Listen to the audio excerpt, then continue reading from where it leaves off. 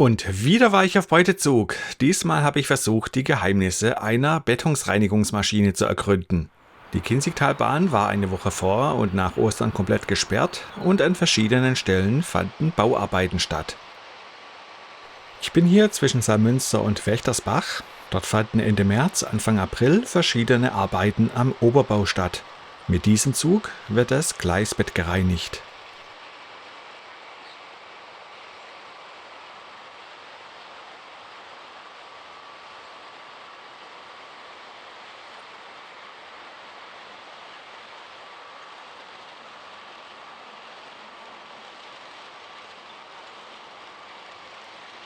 Der Zug wird von einer Vossloh DE 18 gezogen, wir tasten uns aber Schritt für Schritt vorwärts.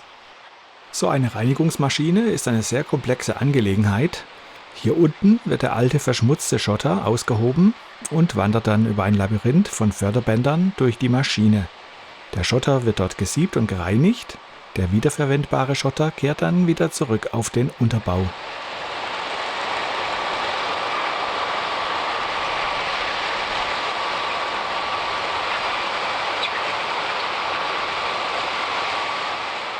Ich selber bin diesbezüglich ein Laie. Der fachkundige Zuschauer darf also von meinen Bemerkungen keine große Vollkommenheit erwarten.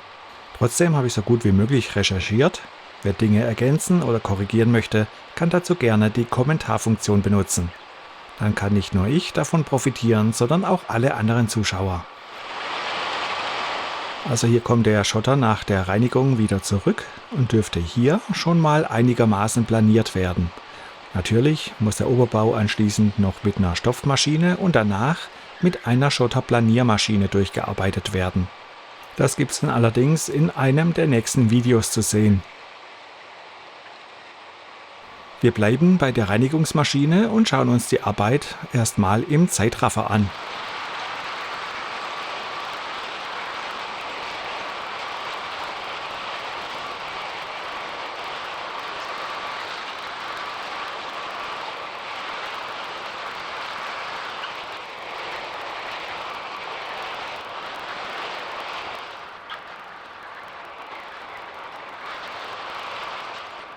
Nicht nur die Kinzigtalbahn ist gesperrt, auch die L3216 zwischen Salmünster und Aufenau.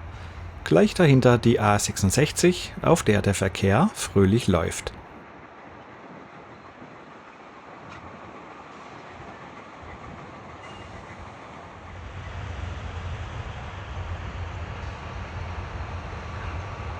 Wir tasten uns langsam voran und lassen erstmal die Bilder auf uns wirken.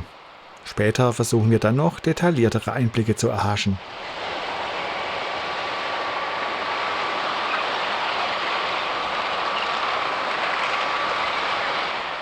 Hier wird gerüttelt und gesiebt und hier wird der Abraum wegtransportiert. Das heißt der Dreck und die zu kleinen Steine.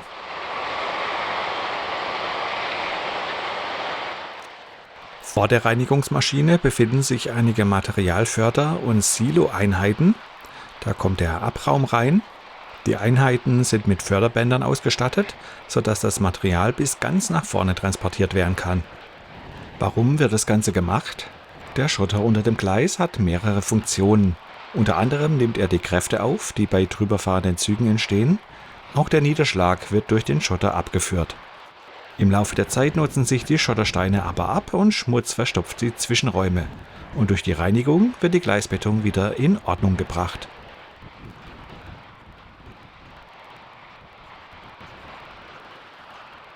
Es fängt an zu regnen und etwas später.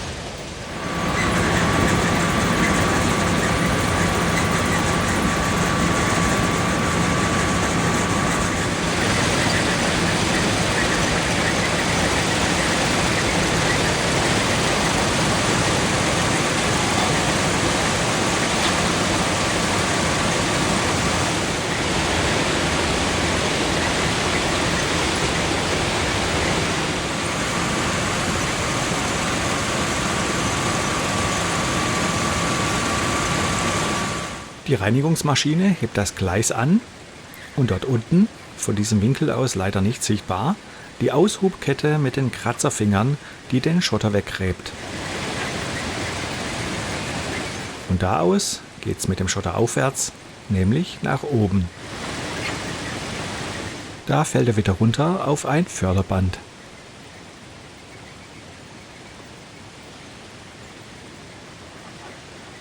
Hier wird er also erneut hochbefördert und kommt in die Siebanlage. Hier wird der Schotter vorher nochmal umgeladen und dann geht es in die Siebanlage. Die RM 95700 hat 2 Schwingsiebe.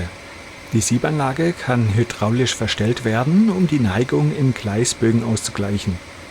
Andere Reinigungsmaschinen haben zusätzlich noch ein Waschmodul, sodass auch noch der letzte Dreck vom Schotter entfernt werden kann. Das trifft aber auf diese Maschine nicht zu.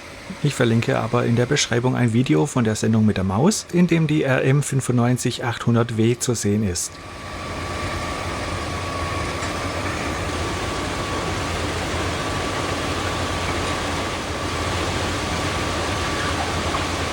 Der Abraum kommt dann in die MFS-Wagen.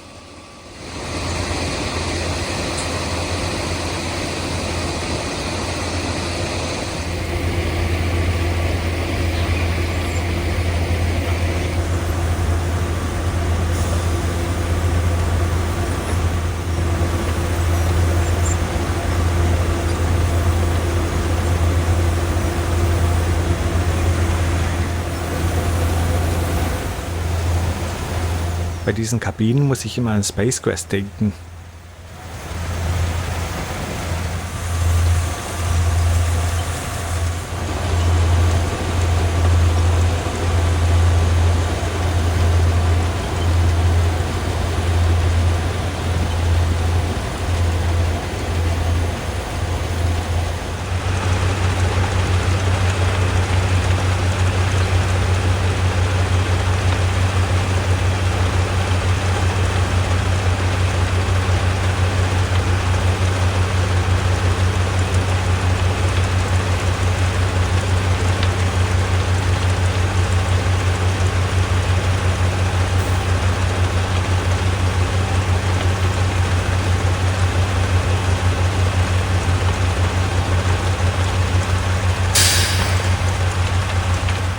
Und da sind wir jetzt ganz vorne angekommen. Wie gesagt, eine Vossloh DE18, Baureihe 4185.0, eine dieselelektrische Lok mit einer Höchstgeschwindigkeit von 120 km/h. Im Moment macht sie aber eher 120 Meter pro Stunde.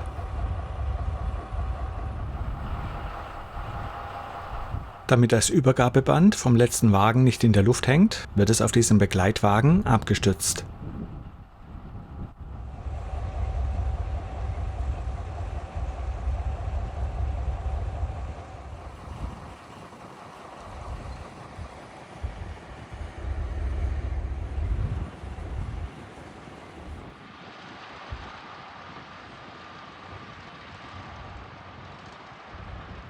Tja, kein regulärer Zugverkehr momentan. Wir schauen uns jetzt den kompletten Zug mal im Zeitraffer an. Die Vorbeifahrt hat etwa 1,5 Stunden gedauert. Ich habe es daher ein kleines bisschen beschleunigt. Ich habe mal versucht, die tatsächliche Arbeitsgeschwindigkeit zu berechnen und komme auf etwa 214 Meter pro Stunde.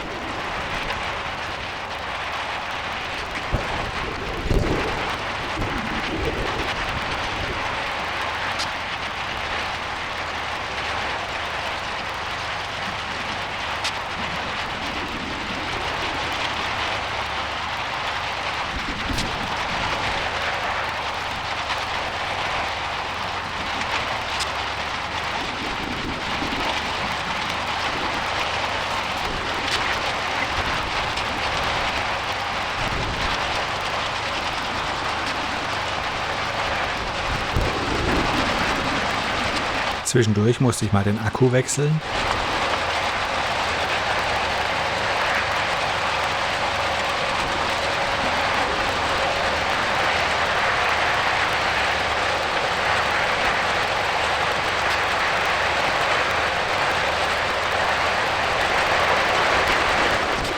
Jetzt fängt es noch an zu regnen und dann auch noch in die Kamera rein.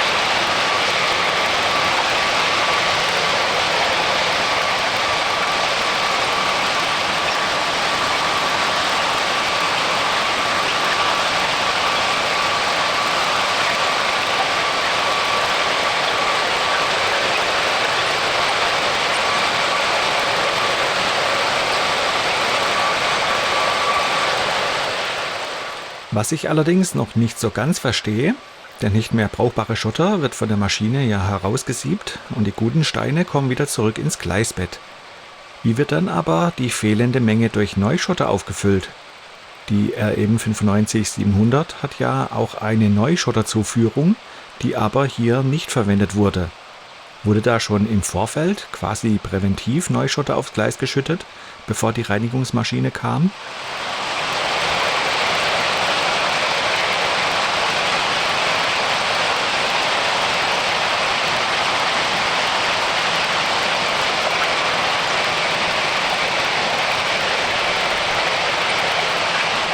Leider habe ich die Kamera einen Ticken zu früh ausgemacht, sonst hätte ich noch den Pfiff mitbekommen, der signalisierte, dass 1000 Meter geschafft wurden. Gute Arbeit. Nochmal ein kleiner Rückblick. An dieser Stelle möchte ich noch meinen Respekt für die Arbeiter ausdrücken, die bei Wind und Wetter dafür sorgen, dass wir mit der Bahn weiterhin sicher ans Ziel kommen. 4 Tage später war dann die Stopfmaschine zugange, zusammen mit einer Schotterplaniermaschine.